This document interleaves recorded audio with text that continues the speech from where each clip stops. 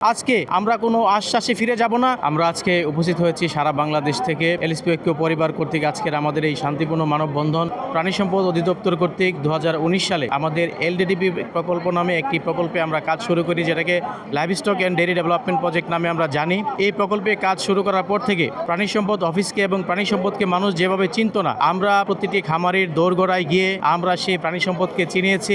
করোনাকালীন সময়ে তখন আমরা খামারিদের দোরগোড়ায় গিয়েছি, তাদের প্রণোদনার ব্যবস্থা করেছি, আমরা খামারিদের কৃমিনাশক দিয়েছি এবং বিভিন্ন সময় আমরা প্রাণী সম্পদ প্রদর্শনী হয়েছে। বাংলাদেশের প্রথম যে প্রাণী সম্পদ শুমারি নামে কোনো কিছু ছিল না, এই এলএসপিদের মাধ্যমে সারা বাংলাদেশে প্রাণী শুমারি আমরা করেছি। পাশাপাশি 2019 থেকে শুরু করে অদ্য পর্যন্ত আমরা প্রাণী সম্পদের সেবায় নিয়োজিত রয়েছি।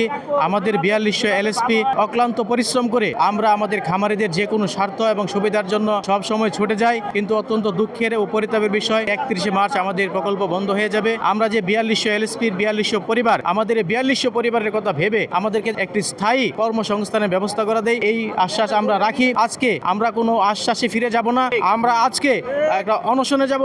ইতিমধ্যে আমাদের যারা সমন্বয়ক প্রতিনিধি রয়েছে তাদেরকে আমাদের ঊর্ধ্বতন কর্মকর্তারা ডেকেছেন। আমরা অপেক্ষায় আছি আমাদের কি বার্তা নিয়ে আসে। যদি আমাদের সেই বার্তাটা আমাদের পজিটিভলি না হয়, আমাদের মন মতো না হয়, আমরা সবাই ঐক্যবদ্ধ আছি এবং সবাই ওয়াদা করেছি আজকে আমাদের দাবি আদায় না হওয়া পর্যন্ত, লিখিত কোনো জবাব না হওয়া পর্যন্ত আমরা আজকে ঘরে ফিরবো না।